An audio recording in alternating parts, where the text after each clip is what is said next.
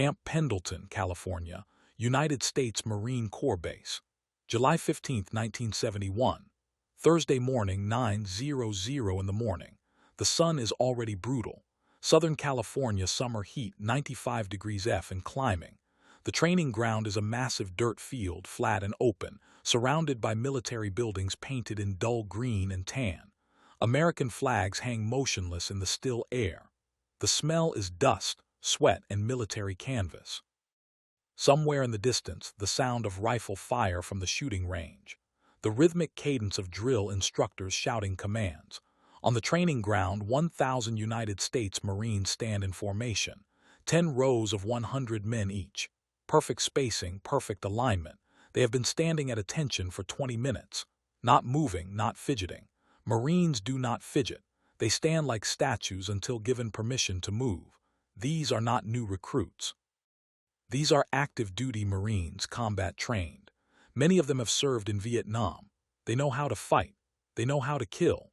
They have been taught hand-to-hand combat by the best instructors the Marine Corps has. They are lean, hard, dangerous men, ages ranging from 19 to 35. All of them in camouflage uniforms, all of them focused forward. At the front of the formation on a raised wooden platform stands Bruce Lee. He is 31 years old, 5'7" and tall, 140 lb.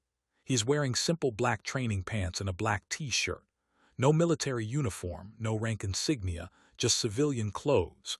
He looks small on that platform, small and out of place among 1,000 Marines who average 6 feet tall and 180 lb.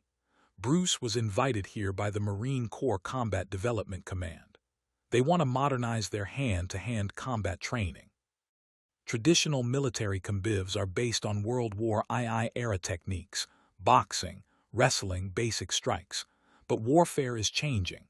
Vietnam showed that close-quarters combat in jungles and villages requires different skills, more fluid, more adaptive. The Marines want to learn from martial arts experts. Bruce Lee is one of several instructors they are evaluating. Standing beside the platform is Colonel James Morrison, age 48, 62 and tall, 220 lb, 30 years of military service. He fought in World War II as a young private, Korea as a lieutenant, Vietnam as a major. Now he is a full colonel in charge of combat training at Camp Pendleton. He has trained thousands of Marines. He has seen combat, real combat, not sport fighting, not demonstrations, real warfare where men die. Colonel Morrison is skeptical. He has watched Bruce for the past hour, watched him demonstrate techniques, show movements, explain principles. It all looks impressive, fluid, fast, controlled. But Morrison has seen a lot of impressive demonstrations over the years. Demonstrations that look good in controlled conditions, but fall apart in real combat. He needs to know if this Chinese martial arts stuff is real or just performance. Bruce finishes demonstrating a Kai drill, sensitivity training. Two practitioners with forearms touching, feeling each other's energy and intention. He explains to the formation. This drill trains your body to react faster than your mind. By the time your eyes see a punch and send that information to your brain, the punch is already happening. But if you train tactile sensitivity, your body can respond to pressure changes before the strike fully develops. Faster reaction time, better defense. Colonel Morrison steps forward, speaks loud enough for the entire formation to hear. His voice has that particular quality that comes from 30 years of commanding men. Authoritative, clear, used to being obeyed. Mr. Lee, with all respect, this looks like dancing. What you are showing these Marines is interesting from a philosophical standpoint, but in real combat in a real war zone, this will not work. The 1,000 Marines stay at attention, eyes forward, but every one of them is listening. Tension just entered the training ground. A colonel just challenged the civilian instructor. This is about to get interesting. Bruce turns to face Colonel Morrison. His expression is calm, respectful. Why do you believe it will not work, Colonel? Morrison gestures at the formation. These Marines are trained to fight with maximum aggression, maximum force. In combat, you do not have time to feel energy or sense intention. You have a split second to react. You use brute force. You overwhelm the enemy. That is military doctrine. That is what works in war. Bruce nods. Brute force is effective, I agree. But what if your opponent is bigger than you, stronger than you? What if brute force against brute force is not enough? Morrison crosses his arms over his massive chest. Then you use superior numbers, superior firepower, superior tactics. You do not use dance moves. Some of the Marines are smirking now. Not disrespectfully, but they like their colonel. They trust him. He is a war hero. Multiple combat deployments. 3 Purple Hearts, 2 Bronze Stars. If Colonel Morrison says this is dancing, it probably is dancing. Bruce says calmly, "Would you like to test whether it is dancing or combat effectiveness?" Morrison raises an eyebrow. "Test how? Attack me. Use your military hand-to-hand combat training. Use your size, your strength, your aggression. Everything you would use in real combat. Show these 1,000 Marines that brute force beats sensitivity training." The training ground goes completely silent. 1,000 Marines hold their breath. No one moves. This is not supposed to happen. A civilian just challenged a full colonel to combat on a Marine Corps base in front of 1,000 witnesses. Colonel Morrison looks at Bruce, trying to read him. Is this arrogance? Is this stupidity? Is this confidence backed by real skill?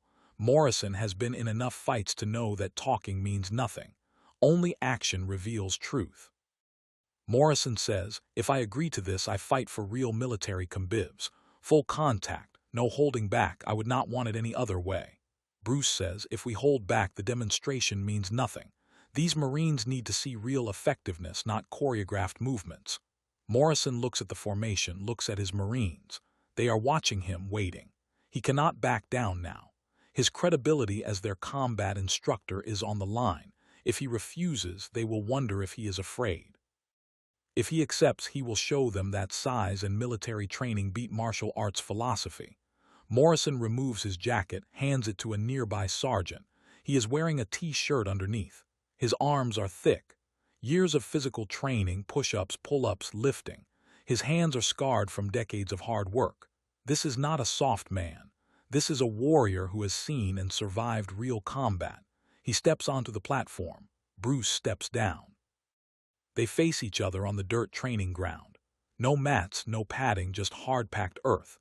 If someone falls, it will hurt. The 1,000 Marines break formation slightly, shifting positions to see better. No one told them they could move, but no one is stopping them either. Every single Marine wants to see this. Their colonel versus the martial arts instructor. Size and strength versus speed and technique. Bruce and Colonel Morrison stand 15 ft apart. Morrison drops into a fighting stance. Feet apart, knees bent, fists up, traditional boxing guard modified for military combivs. He has been in this stance hundreds of times in training and bar fights during his younger years, in real combat in dark alleys and jungle clearings. His body knows this stance like breathing. Bruce stands normally, feet shoulder width, hands relaxed at sides. No guard, no obvious ready position, just standing, breathing, calm. Morrison says, "Put your hands up." Bruce shakes his head slightly. "I do not need to." Morrison's jaw tightens. That statement is either incredible confidence or incredible foolishness. He will find out which in the next few seconds. Morrison moves forward fast for a man his size. Years of conditioning make him quick despite being 220 lb. He closes the distance in 3 steps. Throws a straight right punch aimed at Bruce's face. Military combivs teach you to aim for the head. Knock out the enemy fast. End the fight immediately. Morrison's punch is thrown with full force. This is not a light sparring jab. This is a punch meant to connect, meant to hurt. Bruce moves, not backward, not away, offline 45 degrees to Morrison's right. The punch passes through empty space where Bruce's head was a fraction of a second ago. Morrison's fist meets only air. Morrison recovers quickly, resets, throws a left hook. Bruce steps inside the arc of the punch. Too close for the hook to land with power. Morrison tries to grab Bruce. If he can get his arms around this small man, he can use his weight advantage. Lift him, throw him down, but Bruce is not there anymore. He slipped out, circled to Morrison's outside angle. Morrison turns to follow, throws a kick, front kick to the body. Military combatives training includes basic kicks. Not fancy, not high, just functional low kicks to disable the enemy. Bruce checks the kick, not by blocking hard, by redirecting. His shin meets Morrison's shin and guides it offline. The kick loses power, misses the target. 6 seconds have passed since Morrison started attacking. 6 seconds of the colonel throwing everything he knows at a target that seems impossible to hit. Every technique Morrison uses is correct. Proper form, proper power, but none of them connect. Bruce is always one step ahead, always in the wrong place for the attack to land. Morrison is breathing harder now. Not from exhaustion, from frustration, from the realization that his size and strength mean nothing if he cannot make contact. He has fought many men, bigger, smaller, trained, untrained. Always eventually he connects, lands a punch, gets the grip, establishes control, but not this time. This small man is untouchable. Morrison changes tactics, stops trying to strike, shoots for a takedown, military ground fighting. If he can take Bruce to the ground, size matters more. On the ground, wrestling favors the bigger man. Morrison drops his level, shoots forward, arms reaching for Bruce's legs. Bruce sprawls, hips back, chest down, basic wrestling defense. But before Morrison can adjust, Bruce's hands are on Morrison's head, controlling it, guiding it down. Morrison's face is being pressed toward the dirt. His arms are extended. His base is compromised. He is in the worst possible position. Face down, off balance, controlled. Bruce's knee comes up. Not fast, not striking, just positioning. The knee presses against Morrison's ribs. Light pressure, could be more, could be a devastating strike. But it is just a tap, a demonstration, a message. I could finish this right now. 12 seconds have passed since Morrison first moved forward. Bruce releases the control, steps back. Morrison pushes himself up from the dirt, stands breathing hard, covered in dust. His face is red. Not from heat, from embarrassment, from shock. From the crushing realization that 30 years of military combat training just got neutralized by a man who weighs 140 lb. The 1,000 Marines are absolutely silent. No one speaks. No one moves. They just witness their colonel, their war hero, their combat instructor get completely controlled by a civilian half his size in 12 seconds without the civilian even throwing a strike. Just defense, just positioning, just control. Colonel Morrison brushes dust off his shirt, looks at Bruce. How Bruce says you fought the way you were trained. Maximum aggression, maximum force, direct attacks that works against enemies who fight the same way. But I do not fight the same way. I do not meet force with force. I redirect it, use it. Let you defeat yourself. Morrison is quiet, processing. His entire worldview about combat just shifted. He fought real enemies, killed real men, survived real combat. But never has he fought someone like this, someone who made all his training feel inadequate. Bruce continues, your techniques are not wrong. They are effective against most opponents, but they are optimized for one type of combat. Military combat assumes similar training on both sides, similar tactics, similar aggression. What happens when you face someone who does not follow those assumptions? Morrison says slowly, then my training is not enough. Your training is a foundation, a good foundation. But it is incomplete. You train strength and aggression. You do not train sensitivity and adaptation. You train to overpower. You do not train to redirect. Bruce turns to address the 1,000 Marines. Every one of you is stronger than me, bigger than me, better conditioned than me for military operations. You can carry heavier packs, march longer distances, shoot more accurately. I am not a better warrior than you, but I train something you have not trained: sensitivity, adaptation. Using an opponent's force against them. These principles work regardless of size. He gestures to Colonel Morrison. Your colonel is brave, skilled, experienced. He agreed to test these principles in front of all of you. That takes courage. Many men would not do that. He is still your combat instructor. But now he knows, and you know, that there is more to learn, that military combivs can be improved by adding these principles. Morrison is standing tall again. The embarrassment is fading, being replaced by something else: curiosity, the realization that he just discovered a gap in his knowledge and the desire to fill that gap. Morrison speaks to the formation. His voice carries across the training ground. Marines, what you just saw was real. I attacked with everything I know. I could not touch him, not because I am weak, not because my training is useless, but because his training includes principles we do not teach, principles that work. I recommend we incorporate these principles into our combatives training. We should learn from Mr. Lee, add his methods to our methods, become more complete warriors. He turns to Bruce, extends his hand. Bruce shakes it. The size difference is dramatic. Morrison's hand swallows Bruce's hand, but now that size difference seems less significant. Morrison says, "Will you teach us?" Bruce nods. "I will, but understand this training takes time. You cannot learn sensitivity in a day. It requires thousands of hours of practice.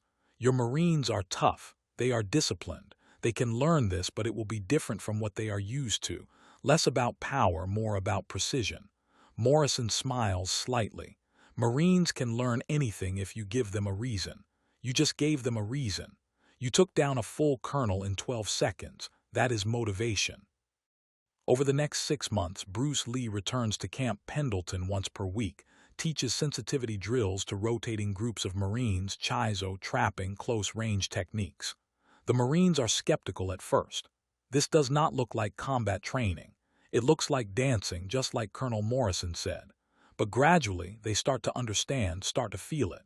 The way their reaction times improve. The way they can sense attacks before seeing them.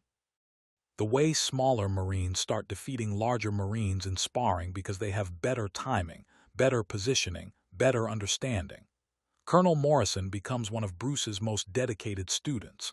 Despite being 48 years old, despite having 30 years of military training, he approaches the new material like a beginner. White belt mentality. He trains with the young Marines, practices the drills, makes mistakes, learns. After 6 months, his conviv's teaching changes. He still teaches strength and aggression, but now he also teaches sensitivity and adaptation.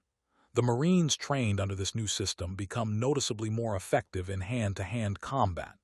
In 1972, the Marine Corps officially adds sensitivity training to its combatives curriculum based on the principles Bruce demonstrated at Camp Pendleton. It is taught to every new Marine during boot camp. Thousands of Marines trained in these principles. Many of them will use these techniques in combat in Iraq, Afghanistan, situations where brute force is not enough, where adaptation saves lives. Years later in interviews, Colonel Morrison always tells the story of that July day in 1971, the day he got taken down in 12 seconds in front of 1,000 Marines. He does not tell it with embarrassment. He tells it with gratitude. "Bruce Lee taught me that 30 years of experience does not mean you know everything. That learning never stops.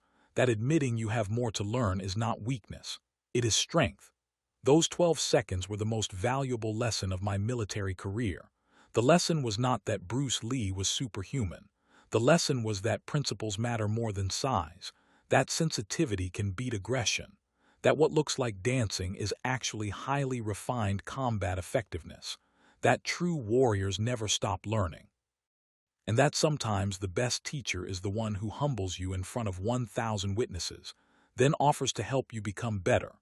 12 seconds that changed military hand-to-hand combat training. 12 seconds that proved size and strength are not enough. 12 seconds that showed 1,000 Marines that there is always more to learn. And 12 seconds that created a friendship between a martial artist and a warrior who discovered they had more in common than they